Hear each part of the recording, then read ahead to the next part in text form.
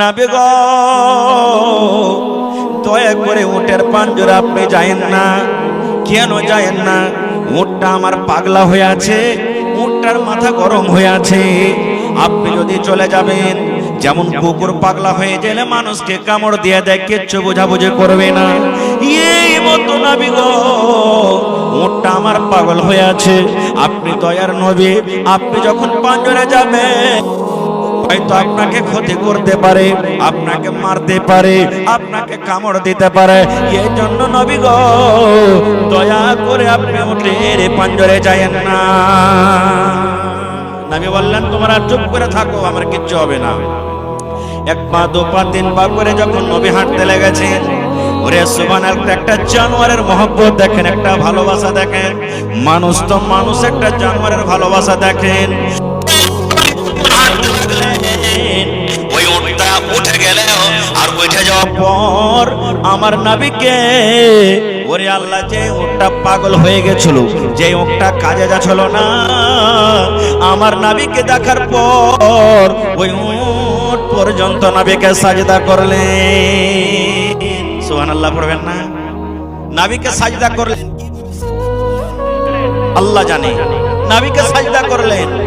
এবার যখন সাজদা হয়ে গেল, সাহাবায়ে কেরামেরা যারা জামাত ছিলেন বললেন, ইয়া রাসূলুল্লাহ, একটা উট যার পরে কোনো শরীয়ত নাই, যার পরে নামাজ নাই, যার পরে রোজা নাই, যার পরে হজ নাই, যার পরে দান নাই, যার পরে যাকাত নাই, সেই উট যদি আপনার সাথে মহব্বত ভালোবাসা দেখে যদি সাজদা করতে পারে, তবে নবী গো আমরা তো হলাম মানুষ, আমরা মুখে কথা বলতে পারি, হাত দিয়ে কাম করতে পারি, কানে শুনতে পাই, চোখে দেখতে পাই, পা দিয়ে চলতে পারি, আমাদের পরে শরীয়ত আছে। তাইলে উট জানোয়ার থেকে তো আমরা বেশি হক রাখি নবী গো, যে আমরাও আপনাকে সাজদা করব। আমরা তো হক রাখি মানুষ, যে আমরা আপনাকে সাজদা করব। নবী কি বললেন? রে আল্লাহর বান্দারা, না রে না না, মানুষকে মানুষ সাজদা করবে এটা চলবে না, মানুষকে মানুষ সাজদা করবে এটা চলবে না। নবী আমার বললেন, যদি আমি মানুষকে মানুষ সাজদা করবে এই ফরমান যদি জারি করতাম, কোন মানুষ এক মানুষ আর এক মানুষকে সাজদা করবে এই ফরমান যদি আমি জারি করতাম, তো আমি নবী প্রত্যেক নারীকে, প্রত্যেক মহিলারাকে বলতাম কে হে রে আল্লাহর বান্দিরা, তোমরা নিজের নিজের স্বামীকে তোমরা সাজদা করো, নিজের নিজের স্বামীকে সাজদা করতে বলতাম। কিন্তু আমি নবী এটাও বলবো না। কেন বলবো না? কোন মানুষ কোন কাজকে সাজদা করবে, কোন মানুষ কোন মানুষকে সাজদা করবে, এটা হলো শিরক। আর শিরকের গুনাহ আল্লাহ রাব্বুল আমিন বিনা তওবাতে ক্ষমা করবেন না। সাজদা একমাত্র আল্লাহর জন্য জায়েজ আছে, একমাত্র আল্লাহর জন্য সাজদা হবে। এই জন্য কোন মানুষকে সাজদা করা চলবে না। নারে তাকবীর। তাহলে দেখেন, একটা জানোয়ারের মহব্বতের কথা শুনে নিলেন। এখানে আর একটা কথা আপনাকে বলে দিই, এই যে নবীজি সুবহানাল্লাহ বললেন, যদি আমি কোনো মানুষকে সাজদা করার আদেশ করতাম, কাকে বলতাম? মহিলারাকে, যে তোমরা নিজের স্বামীকে সাজদা করো। তাহলে বুঝা গেল স্বামীর পাওয়ার কতটুক, স্বামীর ফজিলত কতটুক, স্বামীর মহব্বত ভালোবাসা কতটুক আল্লাহ দিয়েছেন, আল্লাহ রাসূল দিয়েছেন। একটা হাদিস আর শুনলেন, আল্লাহ রাসূলের জামানাতে এক বাপ নিজের বেটির বিয়ে দিবে, বাপ নিজের বেটির বিয়ে দিবে, বেটি ইনকার করছে না, আব্বা আমি বিয়ে করব না। খুব বাপ চলে গেলেন নবীর দরবারে, নবীজি আমি চাইছি যে আমার বেটির বিয়ে দিব, একটা ভালো জামাই ভালো ছেলে দেখে বিয়েটা দিয়ে দেব, আমার বেটি ইনকার করছে, পারলে একটু বুঝান তাকে। নবীজি বললেন তোমার বেটিকে এনেছো? বলছেন না। বলছে যাও তোমার বেটিকে নিয়ে এসো। বেটিকে সাথে করে নিয়ে চলে গেলেন। এবার নবীজি এসে বেটি ছেলেকে বলছেন, রে আল্লাহর বান্দি, তোমার আব্বা জান তোমার বিয়ে দেবে, তোমার আব্বা জান তোমার জন্য একটা সুন্দর ছেলে খুঁজেছে, তোমার আব্বা জান হয়তো তোমার বিয়ে দিয়ে দিবে। হে আল্লাহর বান্দি রে, তুমি ইনকার করছো, তুমি রাজি হও না, কারণটা কি? যদি হয়তো তুমি রাজি হয়ে যাও এবং তোমার আব্বার কথা মেনে নাও এবং তোমার আব্বা জান তোমার বিয়ে দিয়ে দিবে, রাজি হয়ে যাও, কারণটা কি তুমি ইনকার করছো? এই আমার ভাইয়েরা, এই আমার মায়েরা, খালারা শোনেন, স্বামী কে জেনে শোনেন, স্বামীর ফজিলত কে জেনে শোনেন। এবার সেই মহিলাটা বলছেন, আল্লাহর নবী গো, বিয়ে করার আগে একটা জিনিস আপনি আমাকে জানান, একটা জিনিস আমি জানতে চাই। কি বলছেন নবী গো? ধরেন আমার বিয়ে হয়ে গেল, আমি শ্বশুরের বাড়িতে চলে গেলাম, যে আমার স্বামী হবে নবী গো, যে আমার পাতি হবে, আমার উপরে আমার স্বামীর কতটুকু হক রয়েছে নবী গো, এই ব্যাপারে আমি অজ্ঞান আছে, এই ব্যাপারে আমার কোনো ইলম নাই, এই ব্যাপারে আমি জানি না। একটু দয়া করে বলেন নবী গো, যে আমার স্বামী হবে, যে আমার পুরুষ হবে, আমার উপরে কতটুকু আমার স্বামীর হক রয়েছে, আমি কতটুকু কি করব নবী গো, যে আমার স্বামীর হক আদায় করতে পারবো। এই ব্যাপারে জানি না, একটু জানান যে আমি আমার স্বামীর কিভাবে কি করবো যে আমার স্বামীর হক আদায় করতে পারবো আমি। এবার নবীজি কি বললেন দেখেন, নবীজি শুধু ওই মহিলাকে বললেন, তার জন্য এটা ফতোয়া নয়, যত মহিলারা এসেছেন, যত মহিলারা এখন আছেন, কিয়ামত পর্যন্ত যত নারীরা দুনিয়াতে আসবেন, সমস্ত নারীদের জন্য হলো এটা মাসলা, এটা আমল। কি বললেন নবীজি শুনেন, হে আল্লাহর বান্দি, তোমার উপরে তোমার স্বামীর অতটুকু হক রয়েছে, তোমার উপরে তোমার স্বামীর অতটুকু হক রয়েছে। রে আল্লাহর বান্দি, যদি তোমার স্বামীর গায়ে যদি ফোঁট হয়ে যায়, তোমার স্বামীর গায়ে যদি ঘাও হয়ে যায়, তোমার স্বামীর গায়ে যদি ফোঁট হয়ে যায়, আর ফোঁটটা পেকে গেছে, ফোঁটটা পেকে গেছে, রক্ত বইছে, খুন চুইছে, এই মতো অবস্থাতে তোমার স্বামী যদি তোমাকে বলে আব্দুল্লাহর মারে, এ হালেমা জায়েদা, এ খালেদা শুন, আমার এই ফোঁট পেকে গেছে বিবি রে, আমার এই ঘাটা পেকে গেছে, রক্ত বইছে, খুন বইছে, দয়া করে তুমি এই রক্তটাকে সাফ করে দাও। কি দিয়ে সাফ করে দাও?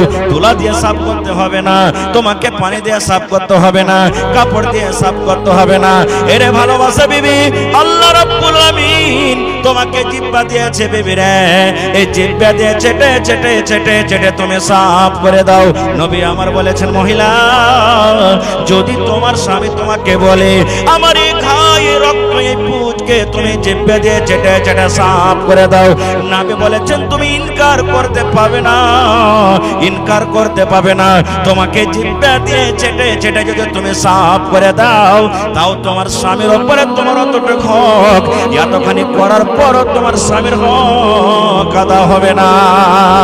নারে তাকবীর! এতখানি ফজিলত দিয়েছেন আল্লাহুস সামাদ। তবে এটা মনে করিয়েন না যে আমি এই কাজটা করাবো। রাসূল উদাহরণ দিয়ে বললেন, যদি মহিলা তোমার স্বামী যদি তোমাকে এই কাজটা করতে বলে আর তুমি যদি করে ফেলো, তাও হক আদা হবে না। খুব আমার এটা বিষয় নেই যে আমি ওদিকে যাবো, আমি শুধু আপনাকে দেখাইলাম যে নবী যে বলেছেন যদি আমি কোনো মানুষকে মানুষ সাজদা করবে যদি আদেশ করতাম, তাহলে প্রত্যেক মহিলাকে বলতাম যে তোমরা নিজের স্বামীকে সাজদা করো। এই জন্য আমি হাদিসটা আপনাদের সামনে রাখলাম। আর একটু আগে জানেন, তাহলে একটা মহিলার মহব্বতের কথা শুনলেন, আর একটা উটের মহব্বতের কথা শুনলেন, এবার একটা লোকরির মহব্বতের কথা শুনেন। সহিহ বুখারী শরীফের হাদিস। মসজিদে ইমাম সাহেব যে খুতবা দিচ্ছেন, যে জিনিসটার উপরে চড়ে ওকে আমরা কি বলি? আরো জোরে বলেন। মিম্বার। 4 ধাপি আছে না 5 ধাপি আছে? 3টে আছে। ভালো করে গুনেছো যে ভাই? হ্যাঁ মাশাআল্লাহ, 3 ধাপি আছে। এবারে যদি পারেন, এখন বেশিরভাগ মসজিদে মানে ইট দিয়ে, টাইলস দিয়ে, আলবেস্টার দিয়ে করা হয়েছে, মেম্বার করা হয়েছে। ভাই আমরা ফতোয়া দিতে আসি না বা দেব না, কিন্তু বেহতার হলো লকড়িরই মেম্বার যদি করেন তো বেশি ভালো, নাকি? খরচা হোক, মাদানী সাহেবরা ফতোয়া দেবেন কোনটা ভালো কোনটা মন্দ আল্লাহ জানছে, ওরা জানে। তো নবীজি খুতবা যে দিতেন, এক লাগে দাঁড় হয়ে, ওই জিনিসটা ছিল কি খাজুরের একটা লকড়ি, খাজুরের জড় মনে করেন বা খাজুরের গোড়া, খুতবা দিতেন। এবার একটা মহিলা এসে রাসূলকে বলছেন, নবীজি একটা কথা বলবো। বলছে কি? বলছে আমার একটা ফার্নিচার মিস্ত্রি আছে। ফার্নিচার বুঝেন? লকড়ির মিস্ত্রি আছে। যদি আপনি অনুমতি দেন, আপনার জন্য আমি একটা লকড়ির মেম্বার করে দেব, আপনি পুরাতনটাকে হটিয়ে দেবেন আর নতুন মেম্বারের উপরে চড়ে আপনি খুতবা দেবেন। নবীজি বললেন ঠিক আছে, নিয়ে এসো। এবার সেই মহিলা ওর গোলামকে বলে ওই লকড়ির মেম্বার একটা সুন্দর করে নবীর জন্য রেডি করে দিয়ে দিলেন। এবার নবীজি পুরাতন মেম্বারকে হটিয়ে দিলেন, আর পুরাতন মেম্বারকে হটিয়ে দেওয়ার পর নতুন মেম্বারের পরে দাঁড় হয়ে খুতবা দিলেন। খুতবা জারি আছে, শুরু আছে। ওরে আল্লাহ, আপনার ভিতরে যখন কোনো দুঃখ চলে আসবে, আপনার ভিতরে যখন কোনো গাম, কোনো পেরেশানি চলে আসবে, কষ্ট চলে আসবে, আপনি যখন কাঁদতে শুরু করবেন, আপনি আপনার কান্দন বের হয়ে যাবে। এত কাঁদতে কাঁদতে এমন হবে ভিতরে কান্দনটাকে থামতে না পারে হাউমাউ হাউমাউ করে জোর জোর করে আপনি আওয়াজ করে কাঁদতে লাগবে। হবে না? হবে না?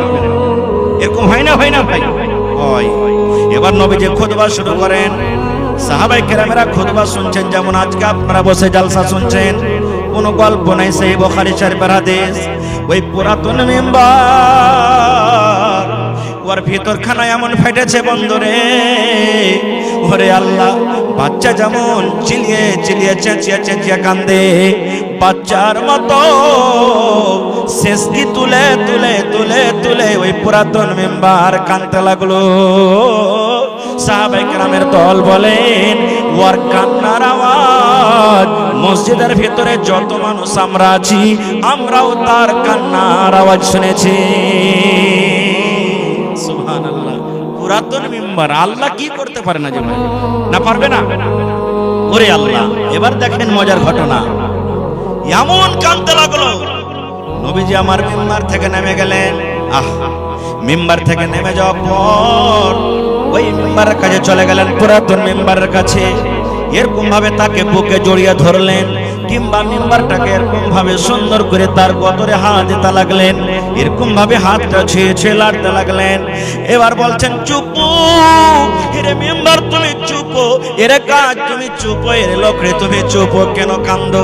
আপনারা জানেন, আপনার বাড়িতে যখন বাচ্চা আছে, 5 বছর 7 বছর 8 বছর কার বাচ্চা আছে, বাচ্চা কান্দা কান্দা কান্দা এমন বেহুশ হয়েছে রে আল্লাহ, ওর মনটা এমন ভেঙে গেছে, বাচ্চাটাকে যদি আপনি কোলে নিয়ে এলেন আর চুপতে যদি বলেন, চুপার জায়গাতে আরো মন ভেঙে ভেঙে শ্বাস ফুলিয়ে ফুলিয়ে জোর জোর করে কাঁদবে। কাঁদবে না? কাঁদবে না? বাচ্চাকে যত চুপতে বলবেন আরো জোর জোর করে কাঁদবে। নবীজি আমার পুরাতন মেম্বারকে বলছেন, চুপো চুপো চুপ রে, তুমি কান্দো কেন? তুমি চুপো। যেমন নবীজি চুপতে বলছেন, আরো শেষকে তুলে তুলে তুলে তুলে তা সে কাঁদতে আছে। এবার নবীজি বললেন, হেরে পুরাতন মেম্বার, তুমি কান্দো কেন? কান্দার কারণটা কি তুমি কি জানাবে না? কেন তুমি কান্দো? কান্দো কেন? তুমি কান্দার কারণটা কি? এবার পুরাতন মেম্বারের কিন্তু মুখ ফুটে গেল। এবার বলছেন, নবী গো, এই জন্য আমি কান্দি নবী গো, আপনি এতদিন ধরে আমার উপরে দাঁড় হয়ে হয়ে খুতবা দিলেন, আপনার মোবারক কদম মোবারক পাটা আমার উপরে থাকলো, নবী গো, আপনার কথাগুলি আমি আপনার পাঞ্জর থেকে থেকে শুনলাম, কিন্তু আপনি তো এখন আমাকে দূরে করে দিলেন, আমি আপনার থেকে দূরে হয়ে গেলাম, এখন তো আপনার কথা আমাকে দূর দূর থেকে শুনতে হবে নবী গো, এখন তো আপনি আমার উপরে দাঁড় হয়ে আর খুতবা দিবেন না, আপনার কদমটা আমার উপরে আসবে না, এবং আপনার কথা আমি শুনতে পাবো না, এই জন্য আমি কান্দি। এই আমার নওজওয়ান ভাইয়েরা, এই মায়েরা, খালারা, বুজুর্গরা শোনেন, পরে কি হলো আমি যাব না, বলার উদ্দেশ্য বন্ধুরি, একটা পুরাতন মেম্বার, লোকের মেম্বার, যার জন্য জান্নাত নাই, যার জন্য জাহান্নাম নাই, যার কিয়ামতে হিসাব হবে না, যার পরে নামাজ নাই, যার পরে রোজা নাই, সেই যদি নবীর কথা শোনার জন্য, সেই যদি নবীর মহব্বত ভালোবাসা পাওয়ার জন্য এত জোর জোর করে চিলিয়ে চেঁচিয়ে কাঁদতে পারে, তাহলে হায়রে হতভাগা মুসলমান, আমরা হলাম নবীর উম্মত, আমাদের জন্য নামাজ আছে, আমাদের জন্য রোজা আছে, আমাদের জন্য হজ আছে, আমাদের কিয়ামতের দিন হিসাব হবে, জান্নাত আছে, জাহান্নাম আছে, তাহলে সেই নবীর সাথে আমরা কেন মহব্বত ভালোবাসা করতে পারলাম না? নারে তাকবীর! কেমন ভালোবাসা করছি আমি। আর একটা সাহাবীর মহব্বত ভালোবাসার কথা আপনাকে শোনাই। যখন নবীজি বেঈমান মুশরিকের যন্ত্রণাতে মক্কা ছেড়ে হিজরত করে মদিনাতে চলে গেলেন, রাস্তাতে যেতে যেতে সকাল হয়ে গেল, এবার মুশরিকরা চারিদিকে ছড়িয়ে গেল, এলান করে দিয়েছে যে নবী মুহাম্মদকে ধরে আনতে পারবে, জীবিত হোক কিংবা মৃত্যু, তাকে 100টা উট ইনাম দেওয়া হবে, এলান করে দিলেন। এবার বেঈমান মুশরিকরা নবীকে ধরার জন্য এদিকে ওদিকে এদিকে ছড়িয়ে গেল। রাস্তাতে হাঁটতে হাঁটতে হযরত আবু বকর রাদিয়াল্লাহু তাআলা বলছেন, নবীজি একটা কথা বলবো। বলছে কি? বলছে সকাল হয়ে গেল আর মুশরিকরা হয়তো আমাকে দেখে নিবে, ধরবে। তো এখানে পাহাড়ে একটা গার আছে, গর্ত আছে, যার নাম হলো সোর পাহাড় আছে, পাহাড়ের নাম হলো সোর পাহাড় আছে। ওই পাহাড়ে একটা খাল আছে, গর্ত আছে, চলেন ওখানে আমরা দুজন লুকিয়ে যাই। ঠিক আছে চলো। যারা হাজী সাহেব হজ করতে গেছেন, দেখেছেন ওখানে আল্লাহ যদি তৌফিক দিয়ে থাকেন দেখবেন যারা যাবেন। এবার নবীজি বললেন চলো তাহলে আমরা ঢুকে যাই। এবার ঢুকতে যাবেন। এবার দেখেন হযরত আবু বকর রাদিয়াল্লাহু তাআলা আনহুকে বলছেন, নবী গো একটুখানি আপনি ইন্তজার করেন, একটুখানি আপনি দাঁড়িয়ে যান। নবী বললেন কেন দাঁড়াবো? বলছে নবী গো এই গর্তের ভিতরে, খালের ভিতরে কতদিন থেকে লোকজন যায়নি, আমিও জানি না, আপনিও জানেন না, আল্লাহ ছাড়া কেউ জানে না। এই গর্ততে সাপ আছে, এই গর্ততে বিচ্ছু আছে, কিংবা কোনো বিষাক্ত জিনিস আছে। নবী গো আপনি ঢুকতে গেলে হয়তো আপনার উপর আক্রমণ করে দেবে, আপনার উপরে হামলা করবে। আমি আল্লাহ রাব্বুল আমিনের দরবারে কিন্তু হিসাব দিতে পারবো না। নবী গো একটুখানি আপনি ইন্তজার করেন, আমি আবু বকর ভিতরে ঢুকবো, হইলে আমার কিছু হবে। সাপে কামড় দিলে আমাকে দেবে, বিচ্ছুতে কামড় দিলে আমাকে দেবে। যদি কষ্ট হয় প্রথমে আমাকে হবে। আমার বেঁচে থাকা কালে আমি আপনাকে, দয়ার নবীকে জীবনে আমি কষ্ট আমি ফেলতে চাই না। এবার হযরত আবু বকর রাদিয়াল্লাহু তাআলা ঢুকে গেলেন, সুন্দর করে গর্তকে সাফ করে দিলেন। ওর গায়ে একটা কম্বল ছিল, যতগুলি খাল আছে ছোট ছোট ছোট ছোট খাল আছে, কম্বল ছিঁড়ে ছিঁড়ে ছিঁড়ে কিংবা কাপড় চাদর ছিঁড়ে ছিঁড়ে সমস্ত খালকে বন্ধ করে দিলেন। এবার খাল যখন বন্ধ হয়ে গেল, এবার নবীকে বলছে নবী গো এখন আপনি ভেতরে চলে এসেন। সব গর্ত বন্ধ হয়ে গেল, কিন্তু একটা খাল বন্ধ করার জন্য কিন্তু কাপড় পাওয়া গেল না। আর কাপড় নেই, একটা খাল আছে, ওকে বন্ধ করবে। এবার আবু বকর রাদিয়াল্লাহু তাআলা নবীকে বলছেন, নবীজি এই খালটার উপরে আমি পা দিয়ে দিলাম, যদি থাকে তো আমার পায়ের তলে থাকবে। সব গর্তকে আমি বন্ধ করে দিয়েছি। গোটা রাত আপনি কষ্ট করেছেন, আপনি ঘুমাইতে পারেননি, আপনি বিছানায় ঘুমাতে পারেননি। এক তো ঘুম আসছে, আর কত আপনি ক্লান্ত হয়ে গেছেন, খাস্তানা হয়েছেন। এখানে পালিশ নাই গো নবীজি, আমি আবু বকর এ আমার রানের ওপরে, পায়ের ওপরে নিজের মাথাটাকে দিয়ে আপনি ঘুমিয়ে যান। আমি আবু বকর আপনার জন্য নিজের পাটাকে আমি বালিশ করে দিলাম। এবার নবীজি খাস্তানা মানুষ, যেমনই সুতলে নিন চলে গেলেন। এবার শুনেন, ওই খালের ভেতরে মুআররিখিন যারা তারা লিখছেন, ওই খালের ভেতরে একটা বিষাক্ত জানোয়ার কিংবা সাপ ছিল। ওই খাল দিয়ে উঠতে গেল, দেখছে বন্ধু, ওই খাল দিয়ে উঠতে গেল, দেখছে বন্ধু, ওই খাল দিয়ে উঠতে গেল, দেখছে বন্ধু। এই করতে করতে রে মুসলমান, যেই খালে হযরত আবু বকর রাদিয়াল্লাহু তাআলা পা দিয়ে ঢাকা দিয়েছেন, ওই পায়ের সামনে যখন গর্তের সামনে এসেছে, এমন জোরে তাকে কামড় দিয়েছে। ওরে আল্লাহ, বিষের কারণে হযরত আবু বকর রাদিয়াল্লাহু তাআলা কিন্তু কষ্ট পেতে লাগলেন। আস্তে আস্তে আস্তে করে বিষ চড়তে লাগলো। আপনারা জানেন যদি বিষাক্ত জিনিসে কামড় দেয় মানুষ মরে যায়, নিঢাল হয়ে যায়, হয় কি হয় না? কতই আবু বকর নবীকে ভালোবাসেন, বিষ আস্তে আস্তে গায়ে চড়ে গেল। ওরে আল্লাহ, কিন্তু আমার নবীকে কিন্তু এখনো জাগান না। এমন বিষ ব্যথা করতে শুরু হয়েছে গা হাত। এবার চোখের পানি থামতে না পারে, চোখের পানি ঝরতে শুরু হয়েছে। পানি ঝরতে ঝরতে নবী আমার তার রানের উপরে মাথা দিয়ে শুয়ে আছেন। এক ফোঁটা চোখের পানি নবীর গায়ে, অর্থাৎ নবীর চেহারা মোবারকে যখন পড়ে গেছে, যখন চোখের পানি যখন হযরত আবু বকর রাদিয়াল্লাহু তাআলা আনহুর চোখের পানি নবীর চেহারাতে পড়ে গেছে, নবী আমার চোখ খুলে দেখছেন, আরে আবু বকর তো কাঁদছে, চোখ দিয়ে তার পানি ঝরছে। এবার নবী বলছেন, আবু বকর বাড়ির কথা কি তোমার মনে পড়ে গেছে নাকি? মক্কার কথা কি তোমার মনে পড়ে গেছে? বিবি বাচ্চা বলে কি তোমার মনে আসছে? বাড়ি ঘরের মায়া মহব্বত কি তোমার দিলে চলে এসেছে, এই জন্য তুমি কান্দো? এইবার আবু বকর বললেন, নবী গো বাড়ি বলে আমার মনে আসেনি, ছেলে মেয়ের জন্য আমি কান্দিনি, তবে কেন কান্দো? বলছে, নবী গো এই জন্য আমি কান্দি নবী গো, যে আমার পায়ে কোনো বিষাক্ত জানোয়ারে কামড় দিয়েছে, ওই বিষের কাতরে আমি নিজের কান্নাটাকে আমি সহ্য করতে পারি না। যেমন নবী যে শুনলেন কামড় দিয়েছে, তখন নবী বলছেন, আবু বকর কেন তুমি আমাকে জাগাওনি?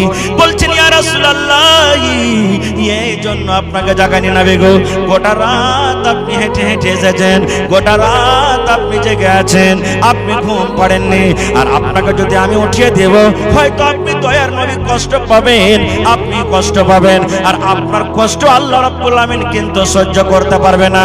হয়তো আমার জীবনের আমল নষ্ট হয়ে যাবে, জীবনের আমল আমার বরবাদ হয়ে যাবে, এই জন্য আপনাকে আমি কষ্ট দেনি। এইবারে মুসলমান নবীজি একটু থুথু নিলেন মুখ থেকে, আর নেওয়ার পর যেই জায়গাতে কামড় দিয়েছে লাগিয়ে দিলেন। যেমনই লাগিয়ে দেওয়া, এটা নবীর মুজিজা, সাথে সাথে সাথে সাথে সব কিন্তু ভালো হয়ে গেল। নারে তাকবীর! হয়নি, হবে না, হতে পারে না, আমার নবীর সাথে কারো তুলনা, হয়নি, হবে না, হতে পারে না, আমার নবীর সাথে কারো তুলনা। হায়রে তুলনা তো দূরের কথা, ছায়াও মিলে না, হয়নি, হবে না, হতে পারে না, আমার নবীর সাথে কারো তুলনা, হয়নি, হবে না, হতে পারে না, আমার নবীর সাথে কারো তুলনা। সকল নবী রাসূল ছিলেন খোদার দেওয়ানা, সকল নবী রাসূল ছিলেন আল্লাহর দেওয়ানা। দু নয়নে দেখবো আল্লাহ ছিল তামান্না, আরে মোর নবীকে ডেকে নিলেন, আরে মোর নবীকে ডেকে নিলেন, দেখবে রব্বানা। হয়নি, হবে না, হতে পারে না, আমার নবীর সাথে কারো তুলনা, হয়নি, হবে না, হতে পারে না, আমার নবীর সাথে কারো তুলনা। ইউসুফকে দেখে যারা আঙ্গুল কেটেছে, তারা কি আমার নবীর রূপ দেখেছে? ইউসুফকে দেখে যারা আঙ্গুল কেটেছে, তারা কি আমার নবীর রূপ দেখেছে? আরে দেখতো যদি কেটে দিত, আরে দেখতো যদি কেটে দিত কলিজাখানা। হয়নি, হবে না, হতে পারে না, আমার নবীর সাথে কারো তুলনা, হয়নি, হবে না, হতে পারে না, আমার নবীর সাথে কারো তুলনা। যার শানে আল্লাহ তাআলা করলেন ঘোষণা, খোলকে আজিম আমার শাহে মদিনা, যার শানে আল্লাহ তাআলা করলেন ঘোষণা, খোলকে আজিম আমার শাহে মদিনা। মুসলমান নবী ছাড়া কিছুই মানে না, মুমিন কোরআন ছাড়া কিছুই বুঝে না। হয়নি, হবে না, হতে পারে না, আমার নবীর সাথে কারো তুলনা, হয়নি, হবে না, হতে পারে না, আমার নবীর সাথে কারো তুলনা। নারে তাকবীর! আর একটা মহব্বতের কথা বলবো, ইচ্ছা ছিল ভাই 2-3 ঘন্টা আপনাদের সামনে বয়ান রাখবো, কিন্তু আমার পর আরো দুজন বক্তা আছেন, বিখ্যাত আলিম, তারা ওরাও শুনতে হবে। একটা হাদিস আর বলবো। আল্লাহ রাসূল সাল্লাল্লাহু আলাইহি ওয়াসাল্লাম একদিন সাহাবায়ে কেরামকে বললেন, হে আমার সাহাবীর দলেরা, তোমরা দান করো, সাদকা করো, যে যা পারবে বাড়ি থেকে নিয়ে এসো, দাও, দান করো। আজকে যেমন জালসা লাগানো হয়েছে, মাদ্রাসার জন্য আপনাদের কাছে কিছু চাওয়া যাবে, নবীজি বললেন দান করো। সাহাবায়ে কেরাম নিজের বাড়ি চলে গেলেন, যে পারলেন খাজর দিলেন, কেউ উট দিয়ে দিলেন, কেউ গরু দিয়ে দিলেন, কেউ ভেড়া দিলেন, কেউ সোনা দিলেন, কেউ চাঁদি দিলেন, সব সাহাবারা যে যা পারলেন দিলেন। দুটা সাহাবীর মাত্র কথা বলবো 2 মিনিটে। হযরত উমর ফারুক রাদিয়াল্লাহু তাআলা আনহু মজলিসে মজুদ, কি বলছেন? আল্লাহ যে আমি আবু বকরকে দান করে জীবনে কোনোদিন জিততে পারেনি। আবু বকর সারা জীবন আমলে আমার থেকে আগে আছে, কোনদিন তাকে আমল করে যেতে পারেনি। আল্লাহ এখন আমাকে মাল দিয়েছে, আল্লাহ আমাকে দৌলত দিয়েছে, আবু বকর থেকে আমার কাছে টাকা বেশি আছে, আবু বকর থেকে আমার কাছে চাও বেশি আছে, আবু বকর থেকে আমার কাছে জানোয়ার বেশি আছে। এই জন্য আল্লাহ জি আজকে আমি দান করে হযরত আবু বকরকে আমি জিতবো। সুবহানাল্লাহ। বলছেন আজকে আমি আবু বকরকে দান করে জিতবো। পাল্লা পাল্লি শুরু করে দিলেন। কতটি দান করলেন? বাড়ি চলে গেলেন, খাতা কলম নিয়ে হিসাব করতে লাগলেন। হিসাব করে করে করে করে মালকে 2 ভাগ করলেন। কয় ভাগ? কয় ভাগ করলেন ভাই? 2 ভাগ করলেন। দুই ভাগ করার পরে এক ভাগ নিজের মেয়ে ছেলের জন্য বাড়িতে রেখে দিলেন, আর এক ভাগ মাল আল্লাহর নবীর দরবারে হাজির করে দিলেন। এই সমস্ত দান ধ্যান দেখা পর হযরত আবু বকর রাদিয়াল্লাহু তাআলা আনহু বাড়িতে গেলেন। বাড়িতে যাওয়ার পর বিবিকে বলছেন, বিবি রে, নবী দানের কথা বলেছেন রে বিবি। আমি উমারকে দেখলাম মালকে দুই ভাগ করার পর এক ভাগ মাল বাড়িতে রেখেছে, এক ভাগ জমা করে দিয়েছে। আমি আব্দুর রহমান বিন আওফকে দেখলাম খাজুরের বস্তা, পুটলির বস্তা দিয়ে দিলেন। আমি উসমানকে দেখলাম সোনার টাকা, চাঁদির টাকা, উট আর ঘোড়াও দান করে দিয়েছি।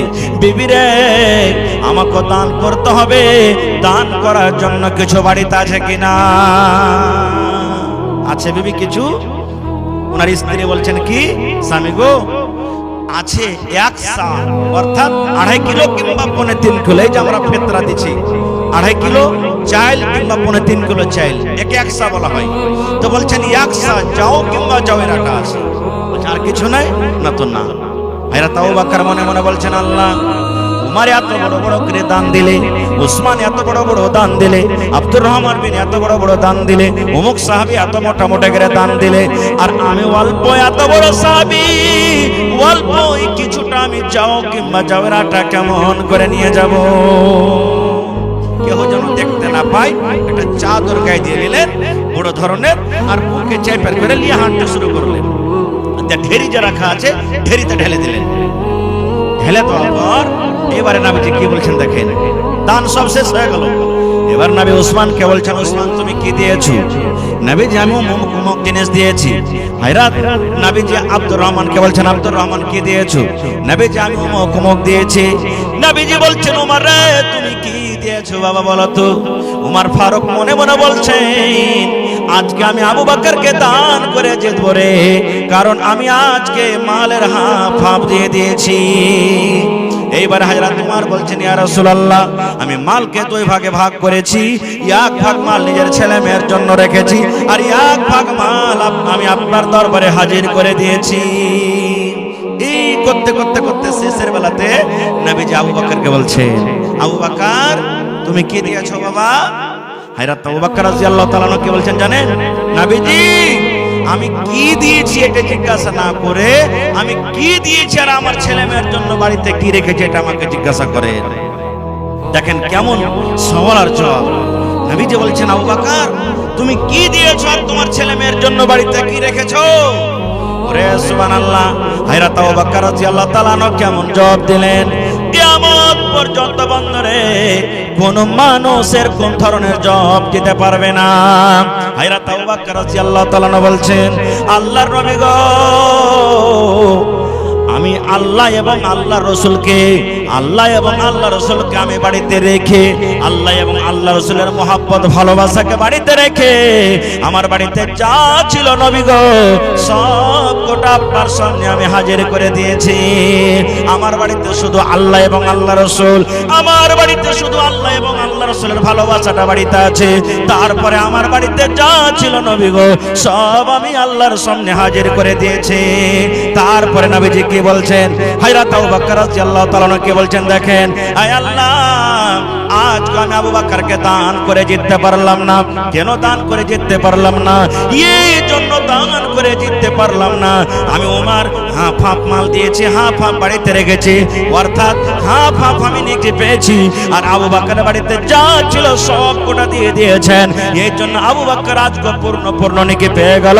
আজ আমি ওমর আবু বকরকে দান করে জিততে পারলাম না। সাথে এখানে খালি রাখবে। একটা ছেলেকে জিজ্ঞাসা করছে, হারে ভাইটা কাইটিং, কইছে মাওলানা এটা হলো জুত্তা কাইটিং চুল, এটা বলে জুত্তা কাইটিং চুল। আল্লাহুস সামাদ। আমরা শেষ হয়ে গেছি। ভাই আমার, কেমন ভালোবাসতে হবে নবীকে, কি দিয়ে মহব্বত করতে হবে নবীকে। আহা, একজন মহিলা, একজন নারী হয়ে নবীকে কত ভালোবেসেছিলেন জানেন? গাজওয়ায়ে উহুদ লড়াই যুদ্ধ চলছে, মদিনাতে খবর হয়ে গেল মুসলমানের বড় বড় নেতা, মুসলমানের বড় বড় পহলওয়ান খলিফা ৭০ জন শহীদ হয়ে গেছে। ওই লড়াইতে নবীজির চাচা হযরত হামজা রাদিয়াল্লাহু তাআলা আনহু শহীদ হয়েছিলেন, যাকে সাইয়্যিদুশ শুহাদা বলা হয়েছে। ৭৭ জন মুসলমান। মদিনার গলিতে খবর হয়ে গেল ৭৭ জন মুসলমান শহীদ হয়ে গেছে। মাতাম ছেয়ে গেল মদিনাতে। চোখ দিয়ে পানি ঝরতে লাগলো, হাওমাও করে কাঁদতে লাগলো। একজন মহিলার ঘটনা বলছে, সবারই কথা বলতে পারবো না।